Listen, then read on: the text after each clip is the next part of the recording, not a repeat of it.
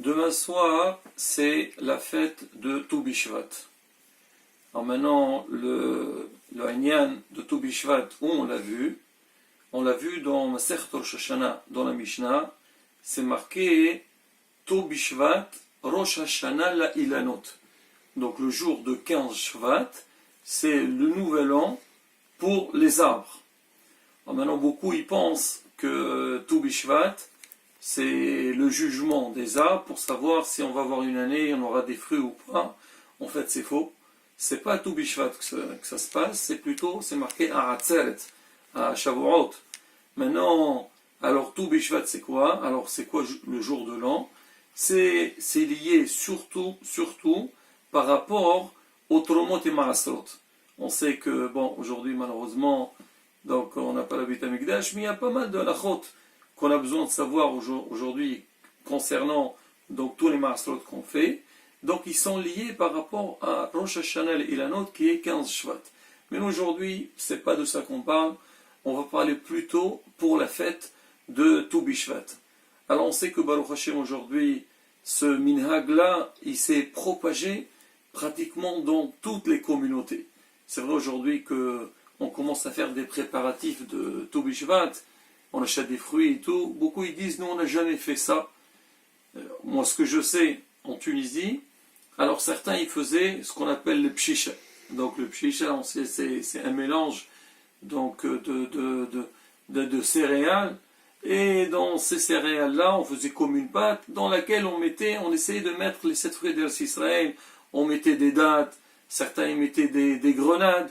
Alors bon, mais faire une grande table avec des fruits, c'est quelque chose qui commence à se propager aussi bien chez les Ashkenazim que chez les Sfaradim, mais Béhémet, c'est un minhag que beaucoup de Rabbanim ils disent il est très important et c'est bien de le faire, et bien sûr chacun il le fera par rapport à ses moyens. Alors qu'est-ce qu'on gagne derrière ce minhag-là? La chose qu'on gagne énormément, c'est que l'homme il va apprécier donc tout ce qu'Akadosh Baruch Hu il a mis dans le monde, surtout quand on voit à table différentes sortes de fruits. Alors déjà toutes les couleurs, et après une fois qu'on va les déguster, on va voir que chaque fruit il a un goût différent que l'autre. On arrive à la conclusion de dire Marabo Marasecha Hashem, comme ils sont grands, comme ils sont forts tes actions à Kadosh Baruch Hu. En dehors de ça, alors beaucoup de rabbanim disent que le soir de Tou Bishvat, c'est bien de faire des tfilotes. Il y a un seder qui est marqué Blineder, on essaiera demain de parler de ça, surtout il y a niveau halakha, par quoi il faut commencer, quel fruit qu'il faut prendre, on verra, on traitera ça Be'ezrat Hashem demain. Mais quoi qu'il arrive, on dit que à Tou Bishvat, c'est bien de faire une belle tefila, des tfilotes, pour les fruits de l'année à venir. Une fois j'ai entendu un rave, il a dit, c'est bien d'être mitkaven le jour de Tou Bishvat sur le etrog qu'on va voir l'année prochaine. Certains, ils laissent le etrog de Sukkot, ils le laissent pour Tou Bishvat pour le manger ce soir-là. On parlera aussi au niveau de Sharian, ou le faire ou pas. Mais quoi qu'il arrive, il faut profiter de ces moments-là. C'est vrai, c'est des moments de plaisir. On mange bien, on déguste beaucoup de choses. Mais surtout, donc avoir la première pensée pour tout le bien qu'Hachem il nous a fait dans le monde. Et le hased que Baruch Hashem on reçoit tous les jours. Alors de quoi on va parler? On va essayer de parler au niveau des brachot. Alors maintenant, c'est marqué que la Gemara elle dit, pour savoir si quelqu'un il est Talmid Hacham ou pas, il est compétent, surtout au niveau de la halakha, il faut voir s'il connaît bien les halachot des brachot. Si vraiment il connaît bien les halachot de brachot, ça montre que c'est un Talmid Hacham. Et il y a tout un père dans la Gemara Masechet Brachot qui parle de ça. Bien sûr, ça parle aussi ailleurs, mais on traite beaucoup donc ce sujet-là. Alors où c'est rapporté? C'est rapporté Masechet Brachot, Perek Shishi, Perek Kesad Mevarchim. Alors Perek Kesad Mevarchim, il commence Kesad Mevarchim à la perot. On demande comment on fait la bracha sur les fruits, c'est-à-dire quelle bracha qu'on doit faire. Et la Mishnah, elle cite sur les fruits de l'arbre, on fait telle bracha, sur les fruits de la terre, on fait notre bracha. Et la Gemara, elle démarre, elle dit comme ça, elle dit Menani Mili, Menanimili. Donc l'Amora, on sait qu'il y a les Tanaïm, il y a les Amoraïm. Les Amoraïm sont venus plus tard. Donc dans la Mishnah, c'est des Tanaïm, et dans la Gemara, c'est des Amoraïm. Alors l'Amora, il pose la question sur la Mishnah, il dit Menanimili. Maintenant, toi, la Mishnah, tu dis comment on fait la bracha sur les fruits, mais Bichlal, où c'est marqué dans la Torah qu'il faut faire la bracha? Et la Gemara, elle essaie d'analyser donc cette question, elle essaie d'amener des preuves, donc de toutes les références qu'il y a dans la Torah.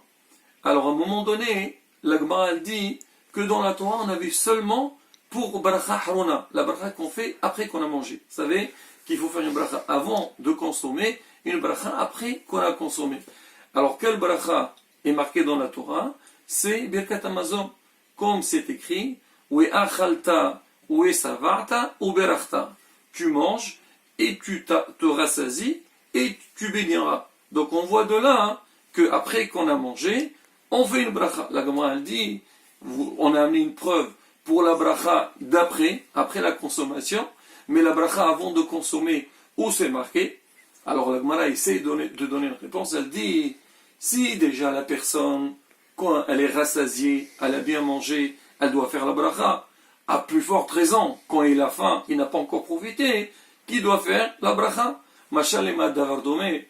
Quand quelqu'un, par exemple, il a besoin d'un service de son ami, on voit que quand il demande qu'on lui fasse un service, il n'arrête pas, il demande, il supplie l'autre, il essaie un petit peu de faire en sorte que l'autre, il a envie de l'aider.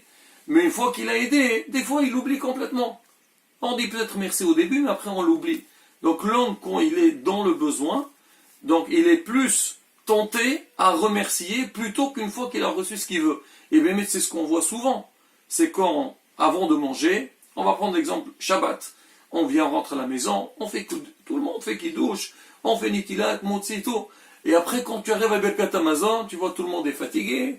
Ah, l'autre attend, je vais faire après et tout. Mais attends, tu as mangé, tu t'es rassasié. Alors on dit justement, pourquoi? Parce que l'homme, quand il n'a pas encore consommé, donc il sent qu'il a besoin de remercier.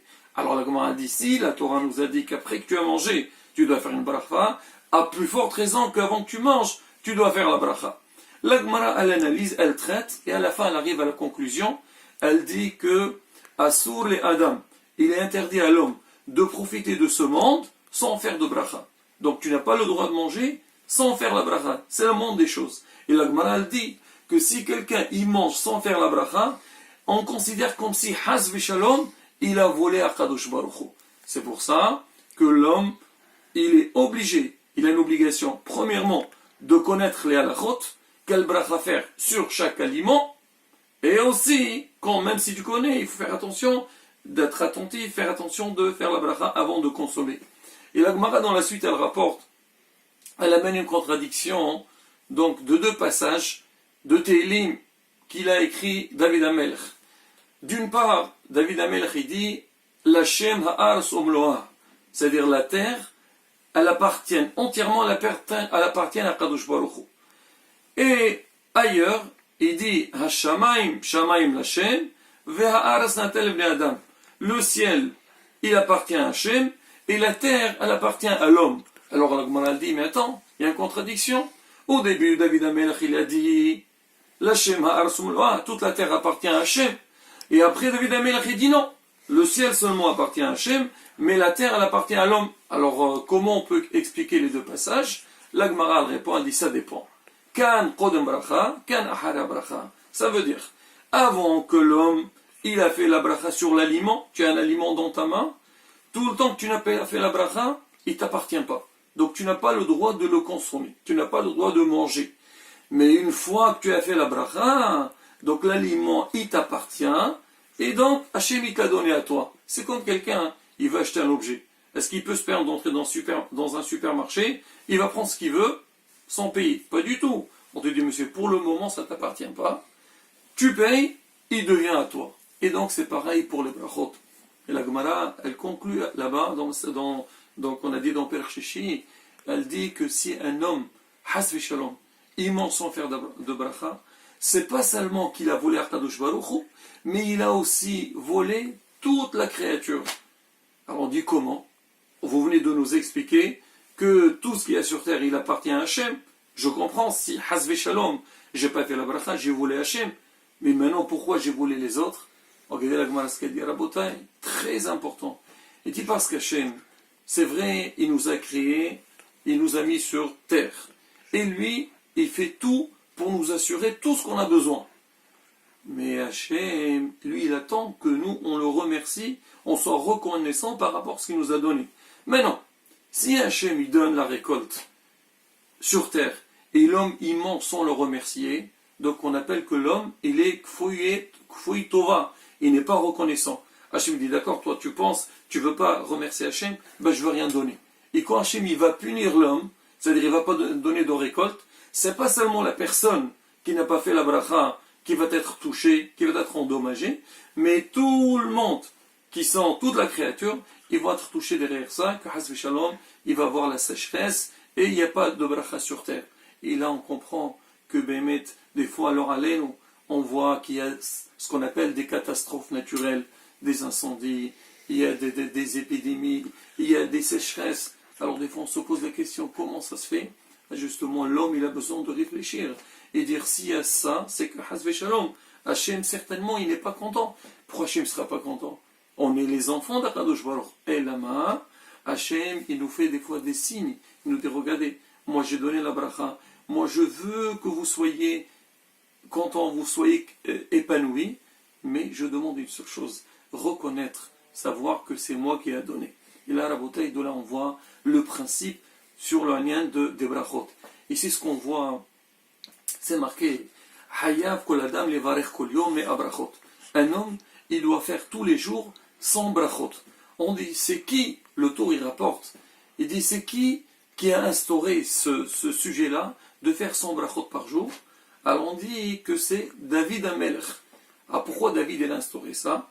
Alors on raconte qu'à l'époque de David Amelech, il y avait une épidémie à Yerushalayim, il y avait 100 personnes qui mouraient tous les jours. Qu'est-ce qu'il a fait David Amelech? Il a dit, c'est pas normal. S'il y a cette xéras, il doit avoir quelque chose derrière. Alors il a dit, on va instaurer de faire 100 brachot. Il a demandé à tout le monde de faire 100 brachot tous les jours. Et Baruch Hashem, quand on a commencé à faire attention à ça, l'épidémie, elle s'est arrêtée. On dit que ce décret qu'il avait fait David Amelech, il a été respecté pendant une période. Après, il s'est oublié. Alors plus tard, quand les Tanaïm et les Amorim ils sont arrivés, alors ils ont remis à nouveau ce sujet-là de faire son brachot tous les jours. Et sur quoi on s'est basé de faire ça? Ça, on dit, c'est marqué dans la Torah, dans Sefer Devarim. Moshe Rabbeinu, il parle avec le peuple d'Israël. Et il leur dit comme ça. We'ata Israël, ma Hashem Elohecha shoel me'imach ke'im liyar'a. Maintenant, Israël, qu'est-ce qu'Hachem il te demande? Seulement de le craindre. La Gemara dit, mais Moshe, tu demandes trop au peuple d'Israël. Tu dis, Hachem, il demande seulement le craindre, mais craindre Hachem, c'est pas quelque chose de facile. C'est très difficile. Et même la Gemara témoigne. Il dit, Eloulé, Elohé, Avi, ou Haya Be'ezro, si Hachem ne nous aide pas, il peut nous battre facilement. Donc on a besoin de l'aide de Hachem. Maintenant tu dis, Hachem, il demande seulement de le craindre, c'est pas quelque chose de facile. La Gemara donne une réponse, pour Moshe, c'était pas compliqué, mais quand même, ça reste difficile. Bon, Moshe parle avec le peuple d'Israël. Hachamim, ils répondent et disent, le passage, c'est comme ça qu'il faut le lire. Maintenant, qu'est-ce qu'Hachem il te demande? Hachem, qu'est-ce qu'il nous demande? Il nous demande de faire 100 brachot tous les jours. Alors Hachamim m'explique, il dit, si jamais la personne prenne sur elle de faire tous les jours 100 brachot, la Be'ezrat Hachem, elle sera garantie d'avoir la Yirat Hachem sans aucun problème, la crainte d'Hachem. Pourquoi?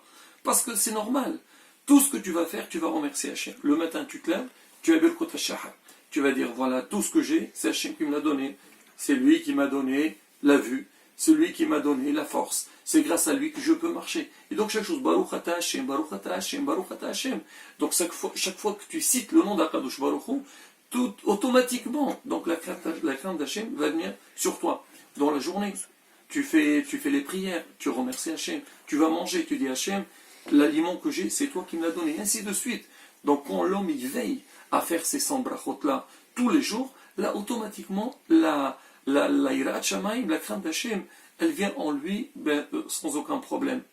Maintenant, des fois, vous allez me dire, ah, mais c'est pas évident, c'est dur faire 100 brachot.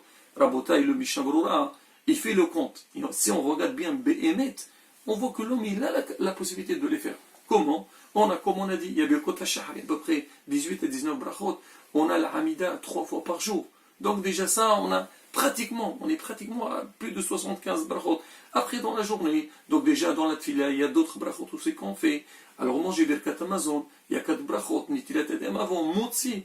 Si l'homme il fait attention, il voit que c'est très faisable de faire plus de 100 brachot sans aucun problème.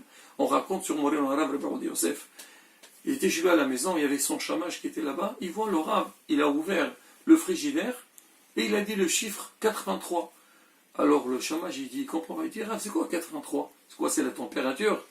Il a dit, mais non. Il a dit, c'est quoi 83? Il lui a dit, 83, je suis à la 83e bracha, et moi, chaque fois que je fais une bracha, je compte, comme ça je m'assure que, Bezat Hashem, qu'en fin de journée, j'ai fait les 100 brachot. Rabotai, donc c'est un message très important. Si Dieu veut, demain soir, donc on va faire cette fête de Tou Bishvat. Blineder demain, on fera les halachot. C'est comment pour les brachot, priorité, ainsi de suite. Mais quoi qu'il arrive, dès maintenant, il faut se préparer à ça. C'est que l'homme, il doit inculquer à lui-même et aussi à ses enfants sur un lien de bracha et bezat Hashem. Toi, tu es béni à Kadosh Baruch, tu fais le bracha pour Hashem. À Kadosh Baruch, on nous donnera toutes les brachot. Amen. Ken Yaratzon.